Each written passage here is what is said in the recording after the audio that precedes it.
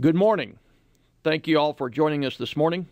I'm Dr. Bill Wilson of the Parkview Heart Institute and of the Cardiology Division of Parkview Physicians Group. I'd like to discuss with you this morning, over the next 40 minutes or so, the topic of clopidogrel resistance. Clopidogrel resistance is a phenomenon that has been somewhat controversial and has been the subject of a great deal of discussion and a great deal of research over the last several years. In conjunction with our discussion of clopidogrel resistance, I would also like to introduce to you a new technology that has just gone live at Parkview Hospital as of yesterday through the Parkview Laboratory Service. This new technology is called the VerifyNow P2Y12 receptor assay, and this is the state-of-the-art test that is used to test for clopidogrel resistance. First of all, in order to get started in talking about clopidogrel resistance, we need to talk about clopidogrel itself and its use. As most of you know, clopidogrel is a very commonly used drug and has been used more and more commonly over the past 12 years since its introduction into clinical practice. It is commonly, perhaps more commonly known by its trade name, which is Plavix, and it is commonly known as an antiplatelet agent. By antiplatelet agent, I mean that it interferes with the normal aggregation of platelets when they are activated. Now, in the process of normal hemostasis, of course, platelet aggregation is a good thing. It helps blood clot, and it helps wounds heal. However, in disease states such as acute vascular ischemic syndromes, platelet aggregation, and particularly exuberant platelet aggregation, can be a bad thing and something we want to reverse. And we do so commonly by antiplatelet agents such as clopidogrel. Because of this, we have been using clopidogrel very commonly over the last 12 years or so to treat a number of acute vascular ischemic syndromes. This slide depicts, in a graphic form, the event-free survival rates in a number of different vascular syndromes when clopidogrel is added to standard antiplatelet and anti-ischemic therapy.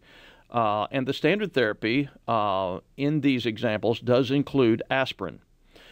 Standard therapy is designated by the blue line in all of these graphs, and the clopidogrel therapy, when added to standard therapy, is designated as the green line.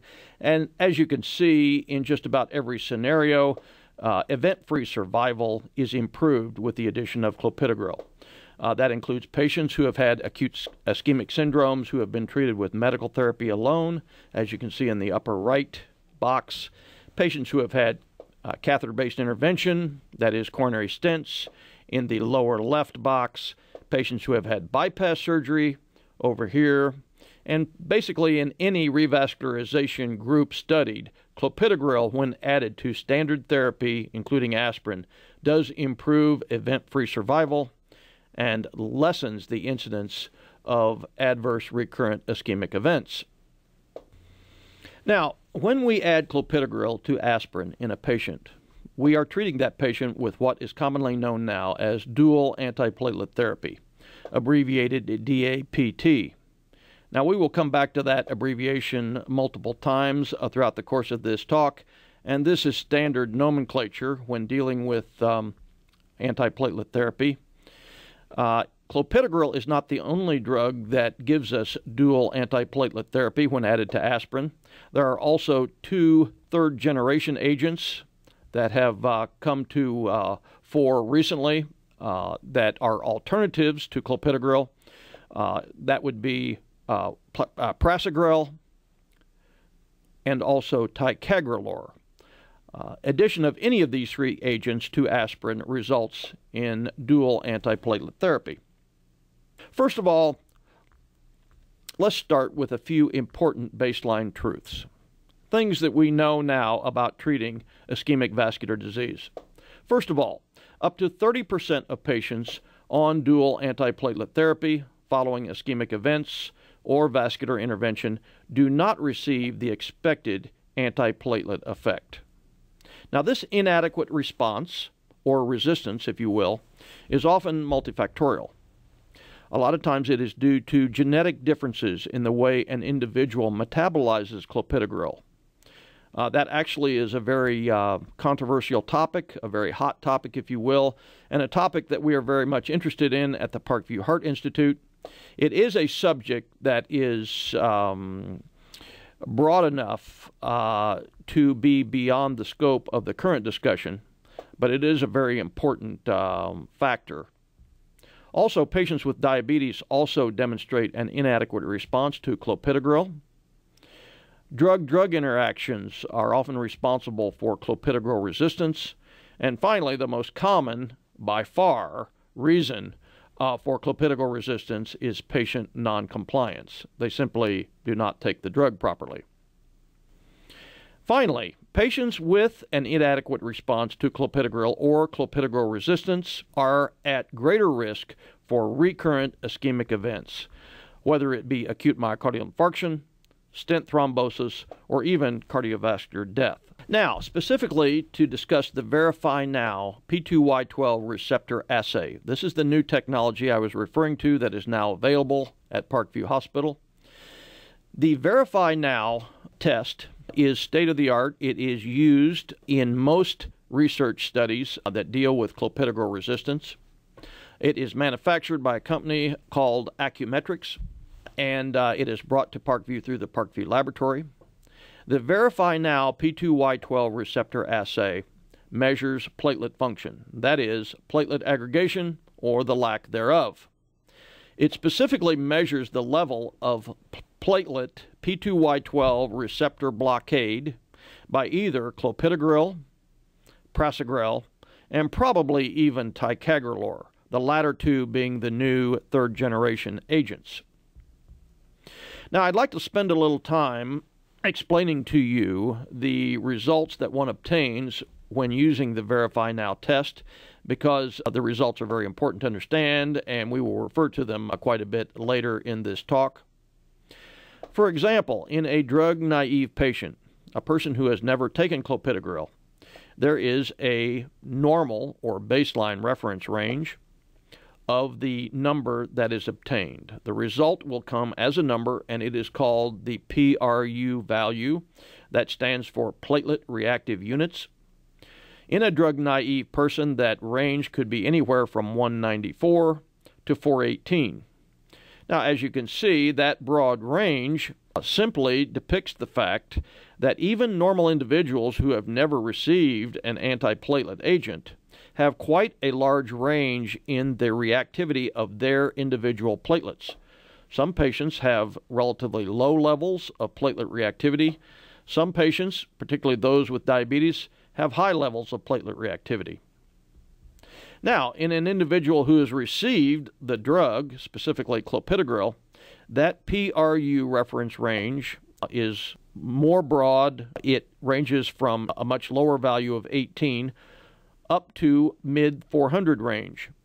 Now, the lower values of 18 are not surprising because that simply depicts the fact that a lot of those patients, having received the drug, now have their platelets inhibited. Their platelets do not aggregate because of the platelet inhibiting effect of the drug. However, it is important to note that there are still patients at the upper end of the range, and this simply reflects the fact that some patients have had virtually no effect of receiving the antiplatelet drug, clopidogrel. They are resistant to clopidogrel. Now, a PRU value of less than 208 means that there has been achieved the expected antiplatelet effect. Platelets do not aggregate normally. On the other hand, a PRU value of greater than 240 means essentially that platelet function is normal and that there is ongoing platelet aggregation, perhaps even exuberant platelet aggregation. Now, it is important to know what the P2Y12 assay is not and what interferes with its use. The VerifyNow P2Y12 receptor assay is not the genetic test for clopidogrel resistance, and it does not measure the CYP2C19 genotype. There are tests that do measure that genotype, but they are not the P2Y12 receptor assay. The P2Y12 receptor assay, that is VerifyNow, measures P2Y12 receptor blockade, and that is the receptor through which clopidogrel acts. It measures it independently of the presence of aspirin and does not test for aspirin resistance or aspirin response. It can test for clopidogrel resistance, though, in the presence of aspirin. The VerifyNow result can be affected, however, by other factors. It is likely to be adversely affected by the recent administration of a glycoprotein 2B3A inhibitor, such as integralin or Riapro. It is likely to be adversely affected by the presence of severe anemia, severe thrombocytopenia, and the presence of von Willebrand's disease, which is a relatively rare inherited platelet disorder. Now, the differences between the P2Y12 assay and the genetic test need to be emphasized. First of all, for the VerifyNow test, the drug, specifically clopidogrel, needs to be present in the body. The patient has to be taking it in order to measure clopidogrel resistance. On the other hand, the genetic test does not require the drug to be present in the body. The genetic test simply measures the genotype, which is present irrespective of whether the drug is on board or not. The VerifyNow test measures specific P2Y12 receptor blockade, whereas the genetic test does not measure receptor blockade at all, but it simply predicts, based on the genotype, that individual's rate of metabolism of clopidogrel. VerifyNow, as of yesterday, now is an in-house test, and consequently it has a quick turnaround time, definitely within the same day and probably within a few hours. The genetic test, on the other hand, at this point is a send-out test. It takes a few days to get the results. However, this of course might change if the genetic test is ever brought in-house. With the VerifyNow test, it's important to realize that the results may vary with time in the same individual. For example, as time goes forward from the time of an acute ischemic event, the results of the VerifyNow test, that is the PRU value, may change as time goes on, even in the same patient. On the other hand, the genotype obtained with the genetic test does not change in the specific individual. That genotype is constant and has been present in that individual since birth. This is a picture of the VerifyNow machine. As you can see, it is fairly small. It can be easily used at the bedside. The blood sample is added, and the result is produced within minutes.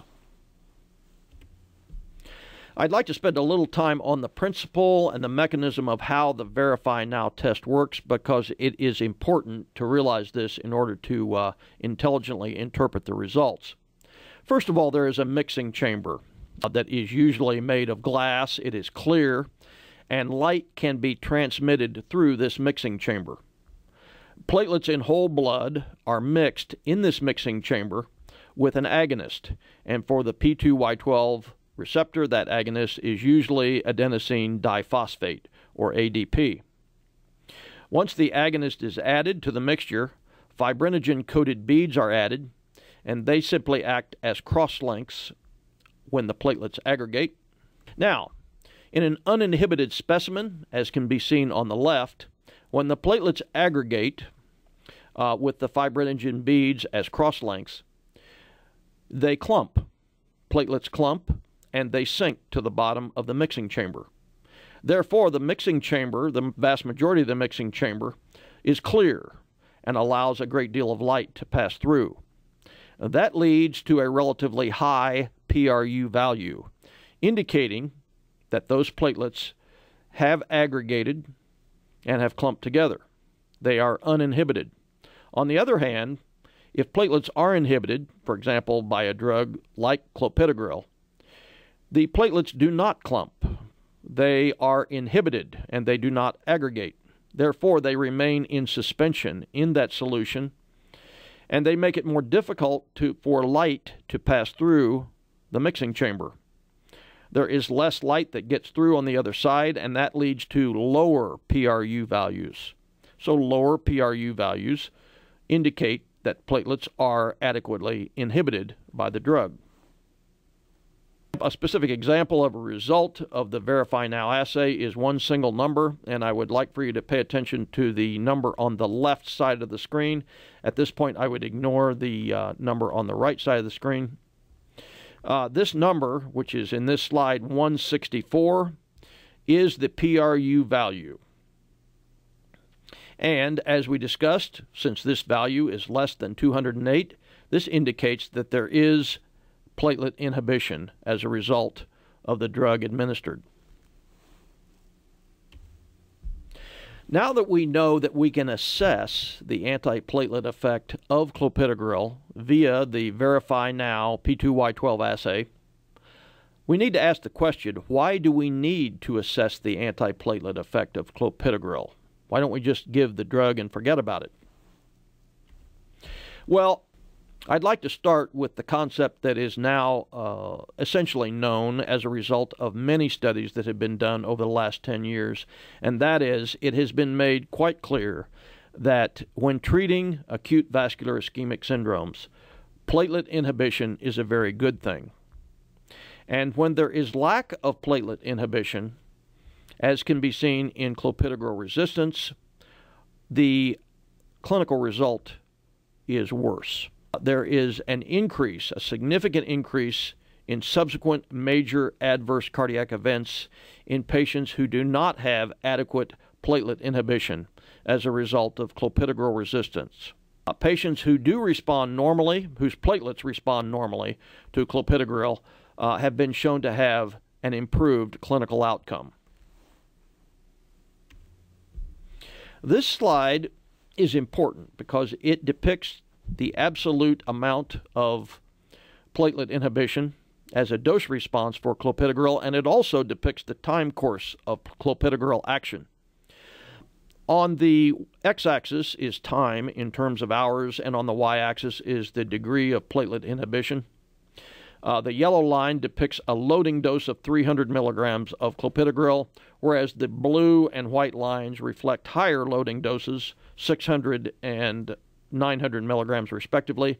And as you can see, the 600 milligram dose of clopidogrel and the 900 milligram dose lead to a significantly more absolute degree of platelet inhibition than the 300 milligram loading dose. And that is indeed why we now load patients with 600 milligrams rather than 300 milligrams. You will also note that there is a plateau. This dose response does not keep going. We see that a 900 milligram dose does not offer an advantage in terms of absolute platelet inhibition over the 600 milligram dose. The other thing I'd like for you to note on the basis of this slide is the time course. No matter what the loading dose, you can see that at 1 hour or 1.5 hours after the administration of the oral dose, there is actually very little platelet inhibition. It's not until 2.5 to 3 hours that we see a clear advantage over the higher loading dose, in so much that it takes that much time to get a significant degree of platelet inhibition. And in fact, the maximal amount of platelet inhibition is really not seen until 4.5 to 5 hours after administration of the oral dose. Now, this is very important, particularly when we are looking to achieve a very high degree of platelet inhibition quickly, for example, after we have implanted a fresh coronary stent. This slide is also very important. This is a slide from the Scripps registry, and this depicts the marked variation in individual patients' responses to a loading dose of clopidogrel. This represents a total of 380 patients, and this is their degree of platelet inhibition with respect to PRU values expressed as a distribution. And as you can see, there is a wide range of PRU values after an adequate loading dose of clopidogrel. And what is very important is that a full third of patients, even after an adequate loading dose of clopidogrel, demonstrate a PRU value of greater than 231, which basically means that their platelets have been unaffected by the drug. And this can be seen over in the right-hand portion of this diagram. Now, what difference does that make when patients are in the upper tertile and whose platelets do not seem to respond to clopidogrel? Well, that same center looked at the clinical response over a period of 6 months in those patients who had residual PRU values of greater than 231. And as you can see, being in the upper tertile of that PRU value was an independent predictor of subsequent major adverse cardiac events at 6 months. Those patients in the upper tertile had a significantly increased incidence of bad vascular things happen over a 6-month follow-up period, whether it be cardiovascular death, non-fatal myocardial infarction, ST elevation myocardial infarction, or a combination of all three. The patients in the upper tertile of the PRU values had significantly more of them.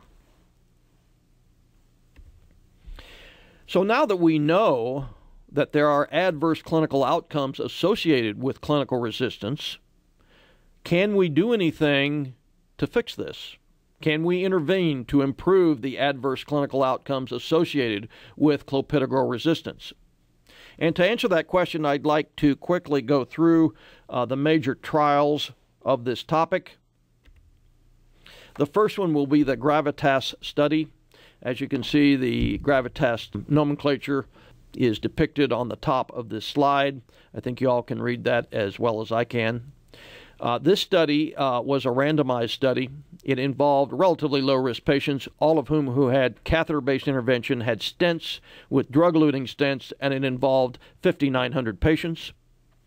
The study involved, the main portion of the study, involved those patients who were non-responsive to an initial appropriate loading dose of clopidogrel, and the VerifyNow test was used to identify those patients.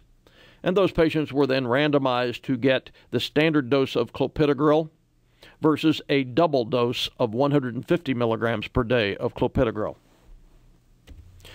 This slide depicts the same breakdown, except the red diamond in the middle of this slide tells you that the PRU value cutoff in this study was 230.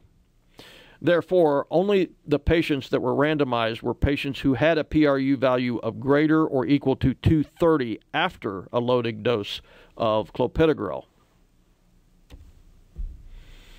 This workflow slide depicts one thing that I want you to concentrate on, and that is of the entire group of patients, clearly 41% of those patients had PRU values of greater than or equal to 230. They still had high residual platelet reactivity after the loading dose of clopidogrel, and they were, by definition, clopidogrel resistant. And those are the patients that were divided and randomized. 41% of patients is not an insignificant fraction. As you can see, doubling the dose of clopidogrel during follow-up from a pharmacodynamic standpoint did lower the PRU values. It did lower the degree of platelet aggregation, although not dramatically so. As you can see in the yellow bars at 30 days and at 6 months, here and here, the values were the average values were brought below 230. However, there was still a considerable degree of overlap with the standard 75 milligram per day dose depicted here. In fact, fully 40% of patients on the double dose of clopidogrel still had PRU values of greater than 230, even at 30 days and 6 months. Not surprisingly, the clinical event rate between these two groups was no different. There was no advantage found in clinical events in the high-dose clopidogrel group compared to the standard dose. This study, as a sub-analysis or a secondary analysis, also looked at those patients who had high residual platelet reactivity and compared them to the patients who had adequate platelet response to clopidogrel, the other 59% of patients, and they looked at the clinical response of those two patient groups. And sure enough, the patient group that had the lower PRU values at any point during follow-up ended up having a better outcome, a lesser incidence of adverse clinical events at over 6 months. And so the summary of the Gravitas study was twofold. First of all, compared with standard dose therapy, high-dose clopidogrel achieved a very modest pharmacodynamic effect in patients who had already demonstrated high residual platelet reactivity. And in patients with high residual reactivity measured after coronary intervention, 6 months of high-dose clopidogrel, that is double dose, did not reduce the rate of recurrent ischemic events during follow-up. It also did not increase the incidence of severe or moderate bleeding, which basically means that this strategy of doubling the dose was safe, but it didn't work. Now, there was a sub-study of the Gravitas study that was done in retrospect. It was a post hoc study, and as you know, the validity of post hoc studies are somewhat controversial. But they went back and looked at the same data from the study, but with a PRU cutoff value of 208 rather than the initial 230. As you might guess, the results were quite different. On treatment, platelet reactivity of less than 208 at 2 months and again at 6 months was associated with a lower risk of cardiovascular events and improved outcome. So it appears that the initial study simply looked at an excessively high PRU value, and when we lower the bar, so to speak, we do see an improved clinical outcome. Now, an OTR, or on-treatment reactivity, of less than 208, however, was only achieved in less than half of the 150 milligram high-dose group. And of course, it was only achieved in even less of the standard dose group, 26%. Now, I'd like to talk briefly about the Trigger PCI study that was presented at the TCT in 2011. The Trigger PCI study had very good intentions because they wanted to see if switching the patient from clopidogrel to one of the third-generation agents, specifically prasugrel, would make a difference in clinical outcome. The study design was very similar to Gravitas, except, as you can see in the red diamond, the PRU cutoff was 208. And those patients who did have, after an adequate loading dose of clopidogrel, those patients who had a PRU value of greater than 208 were considered to be non-responders, and they were randomized to receive standard dose clopidogrel versus prasugrel. One thing that was quite apparent and was actually valuable in this study was it did show that prasugrel definitely had a very superior pharmacodynamic effect in that it led to marked superior platelet inhibition both at day 90 and also at day 180 compared to clopidogrel. As you can see, the PRU values are on the y-axis, and as you can see in the blue bars, noted both here and here, there is a much lower PRU value achieved with prasugrel compared to clopidogrel at the same time spots. Nevertheless, because this was a low-risk population, the event rate was extremely low in this entire study. There was only one adverse effect in the entire study that happened to be in the clopidogrel group, but since it was only one event, that certainly didn't lend the study to any kind of statistical value. And actually, the study was terminated early on March 18th of 2011 because of the fact that there was only one clinical endpoint, leading to a incidence rate of 0.4%, which is extremely low. So the summary of this study, after it was terminated prematurely, is that compared with standard dose clopidogrel 75 milligrams per day, prasugrel 10 milligrams per day substantially decreased platelet reactivity in those patients who already had demonstrated a high on-treatment reactivity after clopidogrel. But given the low event rate in all of these patients, it was not possible to assess the risk-benefit ratio. Therefore, the study was terminated prematurely for futility reasons, and I would say this is essentially a negative study with respect to clinical outcome. The Trilogy ACS study was recently just published. It was a large randomized trial involving over 9,000 patients treated medically in a somewhat higher risk group of patients. These were patients who had presented with an acute coronary syndrome rather than elective stenting. These patients were randomized to receive either clopidogrel or prasugrel. And despite significantly lower platelet reactivity achieved in the prasugrel group, I mean, the mean PRU value at 30 days in the prasugrel group was 64 compared to 200 in the clopidogrel group. There was, disappointingly, no difference in ischemic outcomes between the two groups. And that is at 1 year of follow-up. Now, there is some indication that there may be some advantage of prasugrel after 1 year, but both of these results remain unexplained at this point. I'd like to digress just a little bit here at the end of the talk and talk about something a little bit different. What I'd like to talk about is using the P2Y12 VerifyNow assay to measure a return to baseline, so to speak, of platelet function after clopidogrel or perhaps prasugrel or ticagrelor has been stopped. As you may know, it is anathema to operate on somebody who is actively receiving Plavix therapy, particularly bypass surgery. The bleeding risk is prohibitive.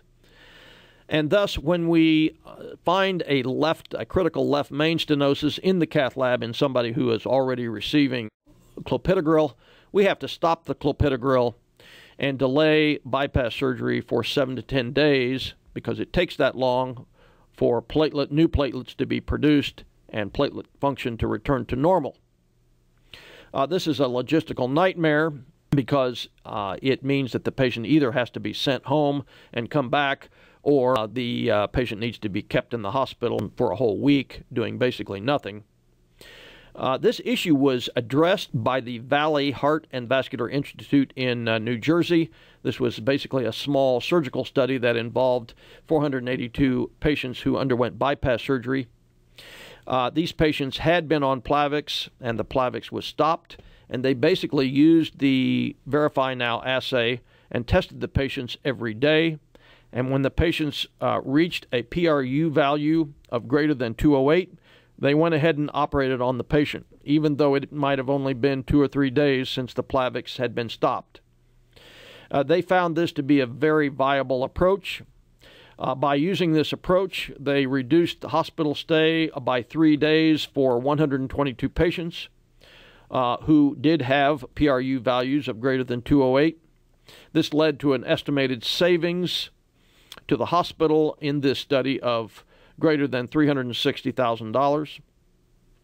And also, they found that in those very few patients who had to be operated on because they became unstable, who had PRU values of less than 208, those patients did have a much higher incidence of bleeding, a more transfusion requirement, more chest tube drainage, and a higher incidence of the need for re-expiration. This is a field for further research, but it is definitely something that would be feasible at Parkview Hospital. Finally, I want to mention the Arctic study that was just published last week in the New England Journal of Medicine. It was a multi-center study of over 2,400 patients who had undergone elective coronary stenting. This was also a somewhat low-risk population. But these patients were randomized to platelet function testing at the bedside with VerifyNow, with various interventions when on-treatment high reactivity was found, versus conventional therapy without monitoring. Unfortunately, there was no significant improvement in clinical outcome with the platelet function monitoring strategy. There was no difference between the two groups. However, the results have become somewhat controversial and have been brought under question because the interventions that were performed were felt to be somewhat outdated. For example, one of the interventions performed when there was a high on-treatment reactivity found was that the patient simply received integralin during the study and no change in the post-study regimen was made at all. Another intervention was that the patient was sent home on a higher dose of clopidogrel, that is 150 milligrams BID, or 150 milligrams once per day, and that has already been shown in the Gravitas trial that we just discussed to be ineffective. Very few patients were actually switched from clopidogrel to a third-generation agent. Less than 20% of patients received prasugrel, and no patient received ticagrelor. Therefore, this study is not definitely conclusive. So, I want to stop now talking about all the data. We have summarized most of the data that is there, but I'd like to end the talk with making some recommendations on the most appropriate way to use our new technology, the VerifyNow test. We would recommend selective testing for high-risk patients. That is, patients who have severe diabetes, patients perhaps who have already had recurrent myocardial infarctions or strokes while taking clopidogrel, patients who have had prior stent restenosis or stent thrombosis while taking clopidogrel, and also where there are cost considerations. And this actually may be something that becomes quite common because, as most of you know, clopidogrel now is generic, whereas the third-generation agents are not and are usually much more costly to the patient. We would also recommend considering testing patients who are on dual antiplatelet therapy but who need urgent or emergent surgery. As we discussed, to help with the timing of surgery and to help predict bleeding risk. Now, finally, we do not recommend blanket across-the-board testing of all patients on clopidogrel, prasugrel, or ticagrelor. Currently, as we have seen, there is really no evidence in support of such an approach, and to use such an approach would likely be very cost ineffective. So, I would like to conclude by offering you all the opportunity to ask any questions as you use the VerifyNow technology. Feel free to contact any member of the Parkview Anticoagulation Service with any questions regarding this technology. That would include myself, Dr. Roy Robertson, or Dr. Pete Shaley. I would also encourage you to readily ask the two people in the Parkview laboratory who are most responsible for bringing us the VerifyNow technology. That would be either Dr. Karen Wan or Lisa Daniel. Thank you all very much for your attention.